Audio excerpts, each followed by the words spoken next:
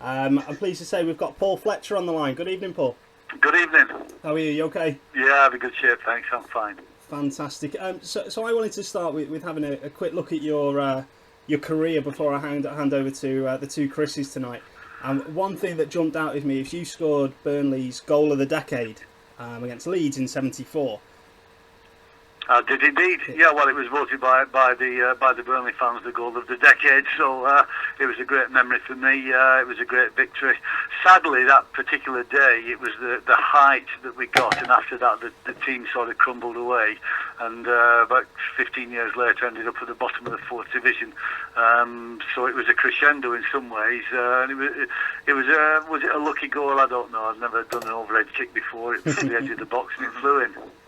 I don't think you can ever call those goals lucky goals. I think Wayne Rooney shinned his a couple of years ago and he's still living off it now. So. Yeah, it was a similar goal to Wayne Rooney's, apart from I think I caught it mine with my foot and not my shin, so it went in a little bit faster probably. Obviously, you signed for Bolton at the age of 17. I know Chris has had some mixed information, I believe, Chris, about the transfer fee for 66,000. I was informed you're the youngest. The most expensive teenager of all time, but that was wrong, wasn't it? So. Yeah, it was quite a fee at the time, really, because a couple of years before I'd gone to Everton to be signed by Everton for about 33,000, which seems quite a lot of money again.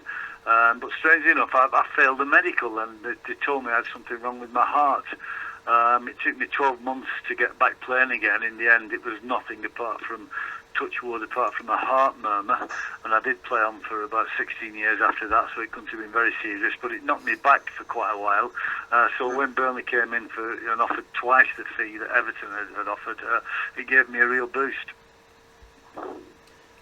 One thing that we wanted to touch on with you tonight, Paul, is the story of Cologne Dynamos. Yeah. Obviously, they had the chance to go into the football conference and were refused. I mean, what's sort of the story behind that? How much are you aware?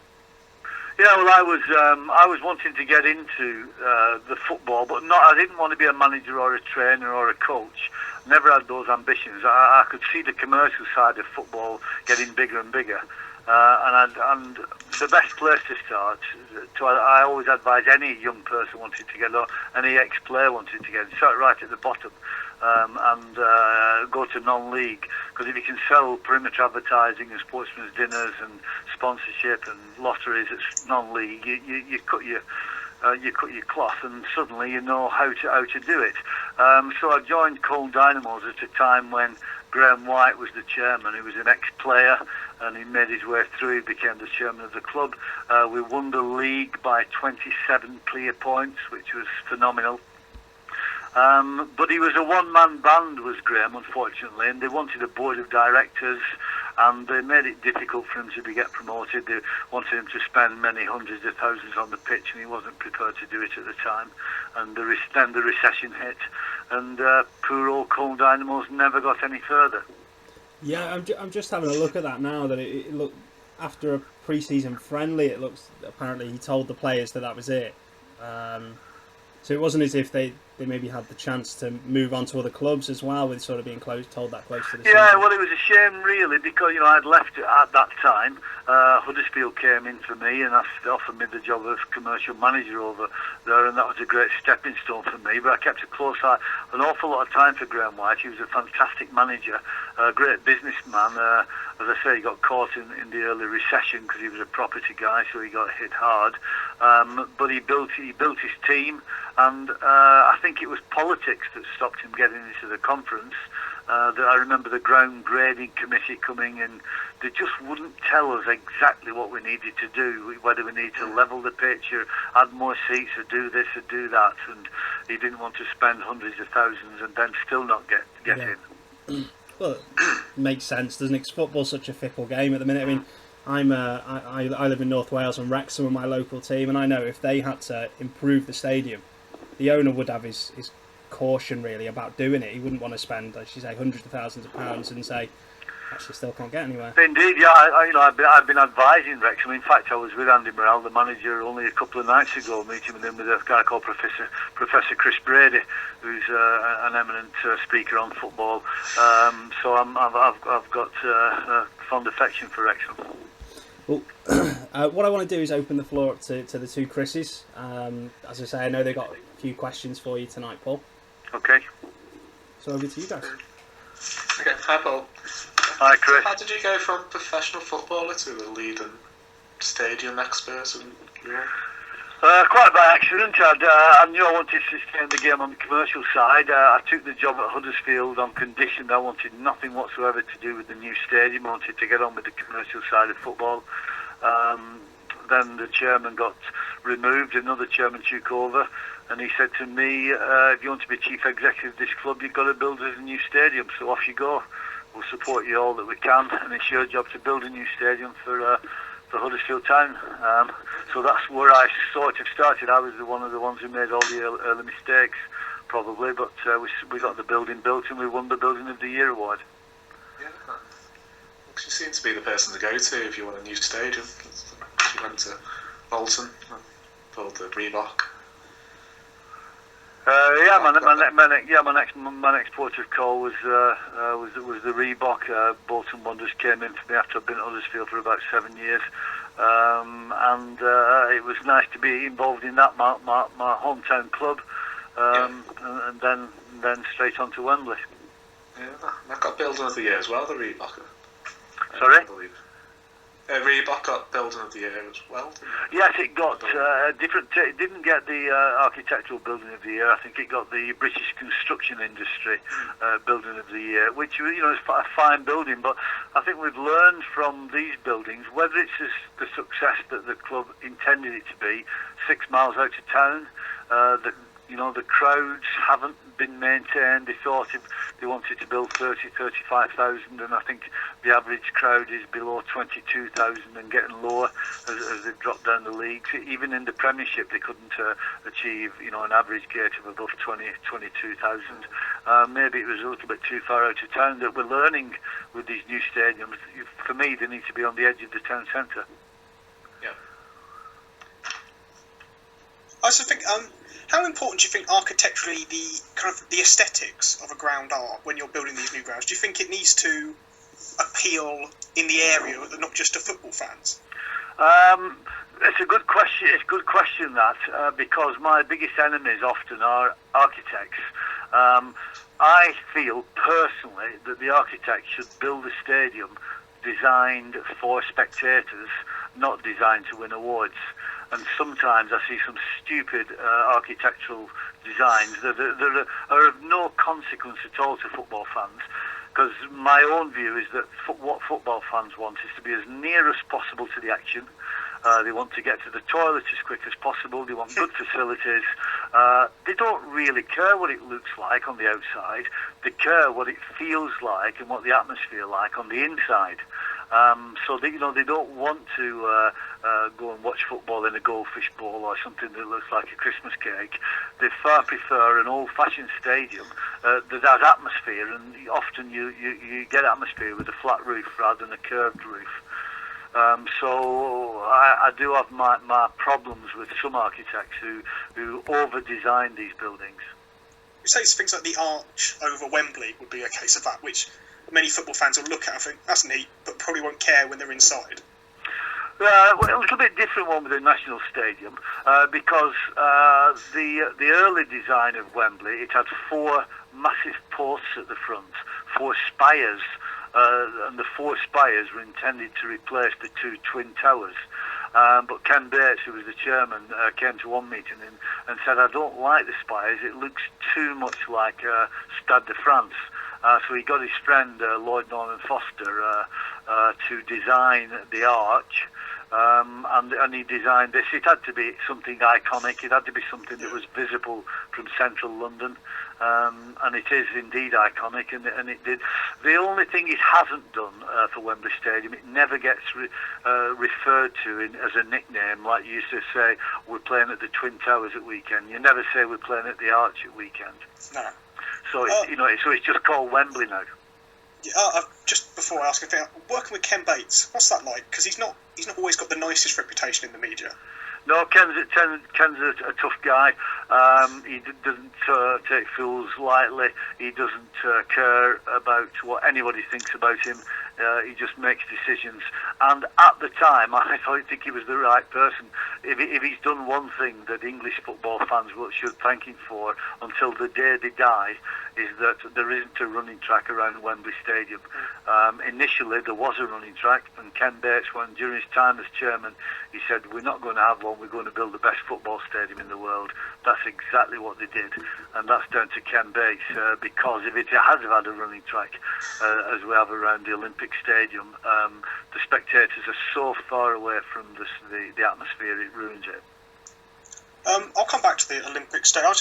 How important do you think new stadiums and the kind of commercial kind of opportunities they give are how important do you think they are to clubs? I mean, how much of an effect can a new stadium have on the business of a football? Okay, that's another good question, because you tend to build a stadium thinking you'll have a good commercial effect, and it doesn't really work.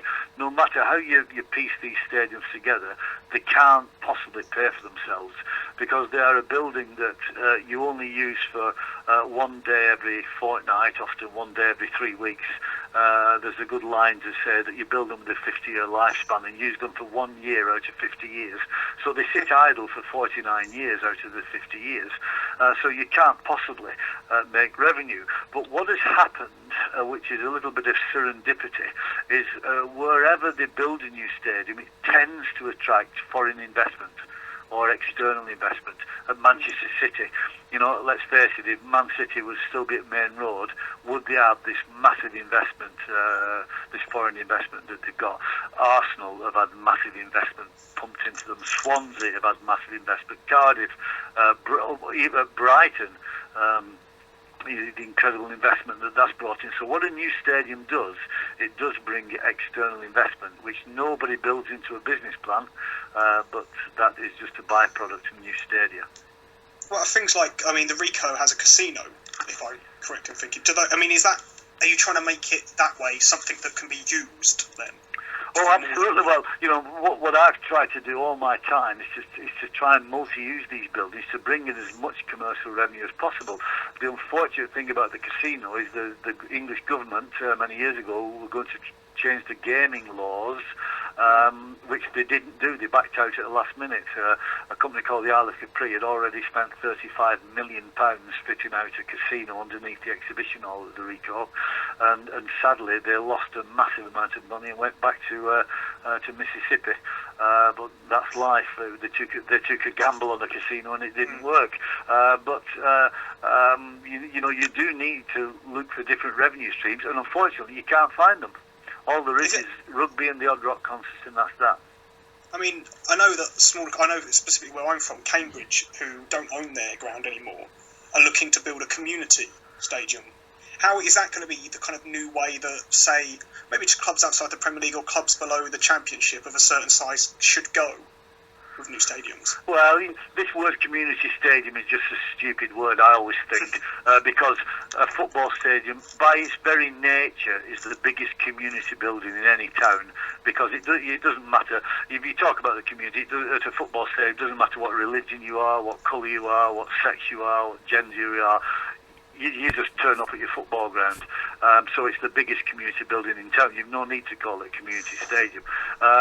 What needs to be is more retail design into these buildings, and the latest one we're designing, we're going to design a university into it and student accommodation into it, so students can actually live in this building.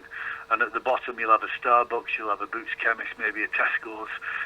So there's lots of different ways of making commercial sense and having people living in the building. I wouldn't mind going back to uni if I could live in a stadium. Yeah, well, indeed so. And the great thing, if you can, and why not have students living in a stadium? Because they can work on match days, they can work as stewards in car parks and ticketing and in the finance department, so they can gain experience, and that's great for the football club as well. And the multi-use of executive boxes to flip them round to use them as hotel bedrooms, we've been doing that for the last 20 years, so that's pretty simple to do.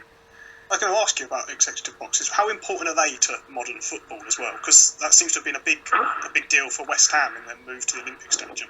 Yeah, well, in my view, executive boxes have come and gone.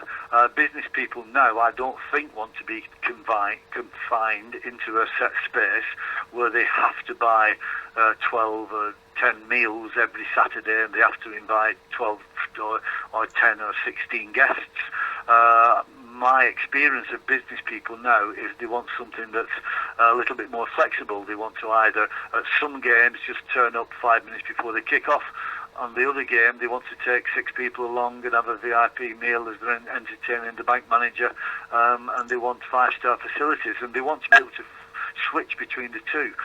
So what's becoming very popular is this business club, where you can have a club lounge, where your tickets are transferable between your staff, between your customers, and if you do want to entertain your bank manager or your next door neighbour, you can flip whichever package you want to move into. So I don't think executive boxes are as or as designed into stadiums like they used to be. Of course, the only great thing that does work with the executive boxes, they're easy to convert to hotel bedrooms. Yeah, I think that's what the ones do at Upton Park. I think we have hotel rooms in there. Yeah, that's right. And the ones we built at the Rico was the next generation. We put 72 bedrooms at the Rico Arena, and the chief exec, Daniel Givney, said to me, I only made one mistake there. I should have put 150 bedrooms in, and they could have made a real profit. Because obviously there's an exhibition hall. When you have an exhibition hall, you need hotel bedrooms. Yeah. I have to let anyone else skip in because I'm taking all the time to myself. Cheers, Chris. I just wanted to ask about your MBE, Paul. Obviously, you got it for services to football and to charity. I mean, how big an honour was that? It came, a strange story really, bolt out of the blue. I thought it was a mail shot that I got from Tony Blair, as you used to do in those days, lots of things. And believe me, the letter, I nearly ripped it in half and binned it along with a lot of junk mail. And then when I started to read it, obviously I realised the significance of it and the importance of it. The horrible thing is you've got to sit on it for about 2-3 months. You're not allowed to tell anybody until it's actually announced on mine. Was Christmas Eve, so I was away on holiday with my family in Barbados, sat on a laptop waiting to see my name there, just to double confirm it was real. So it was a great thrill, especially for my family and my mum and my dad. And a lot of people in Bolton, a lot of kids like myself. You know, I came from a council estate and life was tough and it was a battle, but I managed to find a way to get into football, and not only get into it, to stay in football. I've been in football for about 40 odd years now. Without any form of real education, I've managed to battle my way through, and hopefully I've added to the industry. I remember when I was a player, just as I'd finished as a player, I used to help a lot of ex-players with their injuries. Often players of my era get terrible injuries and then they struggle with them for the rest of their days. So I used to help Gordon Taylor, who I used to play for Bolton Wanderers with, who was a teammate, who's the chairman of the PFA now. I did a lot of work for the PFA. So it was great because I wasn't a celebrity player.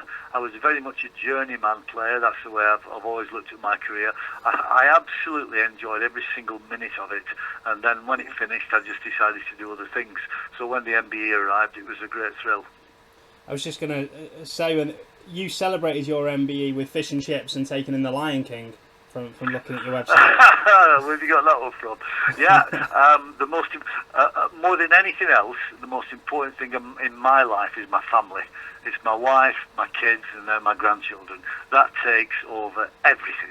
Anything else can just go. So I always try and get my priorities right. We all go on holiday together, and when this came through, we all went down to London together, and I asked them what they wanted to do, and they said, let's go and have fish and chips for lunch. And then we tried to get into Lion King, but the youngest one, Ben, the little Alfie, was only 5 years old and couldn't get in, so me and my wife had to walk him round Soho Square whilst everybody else went and watched the Lion King. So we missed it, but that's life. So it was, it was a great weekend. The fact that my whole family went down with me was the most important thing. Importantly, with those fish and chips, did you have curry sauce? No, I think we had. I think it's tomato sauce we have up here in Lancashire. No, normal people have tomato sauce. Curry sauce is not what you put on chips. I think that's just the North Wales things, mate. Yeah. If I could jump back in quickly, and be quite selfish and ask you about the Olympic Stadium. Yeah. What are your thoughts on it for a football team? I mean, you were slightly involved. I mean, the university, the college, football business college, was involved in the bidding process for a small amount of time. So yeah, and during that time, I was there's some confidential information that I have to be careful that I don't cut across. But the problem with with these buildings, the massive problem, is what everybody talks about: legacy. What are you going to do with them after the event, after the Olympics have gone? And scattered around the world are empty buildings where they built them for an Olympics, and then afterwards they've no idea what they're going to do. And it's a similar event now. Even though we've got all this experience, there doesn't seem to be a plan apart from West Ham. Now, West Ham seem to be going there, but will they or will they not? I mean, I think the owners, from my experience of the club, are desperate. I mean, barely a week can go by now without them emailing us to make sure that we know they're enjoying themselves and they're going to that stadium. But, I mean, yeah, whether it'll be good for West Ham fans, that is the question. Because wherever they put the seating, it'll be a long way from the ground. And I've played at Upton Park numerous occasions. It's a very intimidating stadium, and to move from that to a stadium where you'll be sat a long way from the action. Yeah, I mean, we've got the seats that go over the track, but... but the question is, those seats that go over the track will be sort of okay if they do go over the track, but what about the seats at the back? You're miles away, and what about the roof? All those seats have to be covered, so the cost of the roof, I just wish that the architects and everybody could have cut. Up here in Lancashire, there's one in Manchester called the Etihad Stadium, the Manchester City Stadium, where it was transformed after the Commonwealth Games, where it was dug out and it turned up to a massive stadium, and it was a stadium for the Commonwealth Games, and then once Commonwealth Games went, it was then a stadium for Man City, and to me, they should have been able to transform the Olympic Stadium into something that would work afterwards. And you can only design that in. You can't do it after once it's built. That was the problem. They didn't design for anything else, did they? No. Even though they talked about it, all I ever heard was legacy, legacy, legacy, legacy. We're going to, and then after the event, what have you got? You got a stadium, and then they all say, "What shall we do with it now?" From a business point of view, do you think it could have a big impact on West Ham as a business because it's got the name and the legacy of the Olympics tied to it? Probably it could, because once West Ham move into there, probably they'll be looking for new investment, and probably I don't know if they'll sell the club or whatever. I'm not thinking about the owners of West Ham. I'm thinking about the supporters of West Ham. Yeah. They are the people who've supported this club in Upton Park, or the bowling ground, whatever you want to call it. And it's a hard stadium to win a game at, and it really does pressurise you if you're an away team, and that won't be happening at the Olympic Stadium. Believe me, it won't. No, I'll miss it. What's your favourite stadium you've been involved with? If you're talking about new stadiums, you've got Huddersfield, Bolton, Coventry, Wembley. It's a big list. Yeah, my favourite stadium, strangely enough, is Old Trafford, and because somebody must have had a vision for Old Trafford. Somebody who planned it out 30, 40, 50, 80 years ago must have seen Wayne Rooney's and Alex Ferguson's coming along, and they must have seen the future. And the way that Old Trafford has, I never see any external aerial shots of Old Trafford. All you think about is the inside and the atmosphere, and it's just a great stadium. The only sort of drawback is the race pitch. It's about 1 metre high. If only that could be flattened, it would be an incredible stadium. So, and I've seen some great games there, and I've played some great games there. As a Burnley player, I was a winner at Arsenal. I've been a winner at Anfield. So the Anfield Stadium is a great old stadium, but they're trying to relocate. But of the new ones, Man City's Etihad is probably as good as it gets.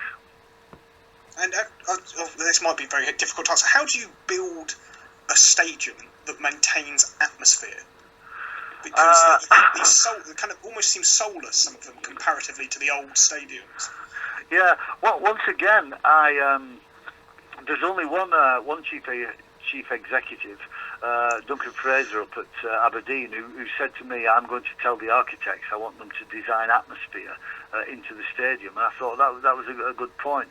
I noticed when we did the Reebok Stadium at Bolton that on the first game, even though it was a packed house, I didn't think the atmosphere was as good as at the old Burnley Park. And the curvature of the roof, personally, I just don't think it holds in the atmosphere like the flat roofs do. So I'm not a fan of the curved roof now, even though we put it at Huddersfield and we did it at Bolton. What tends to, it's definitely a flat roof that creates the atmosphere. So if you can, and the other thing you have to do, you've got to fill in your corners with spectators. By leaving the corners empty of spectators and thinking that you'll fill it in sometime later or put some seats there, it just doesn't work. You've got to fill in your corners, you've got to pack your spectators as close as you can to the pitch, and then you create a great atmosphere.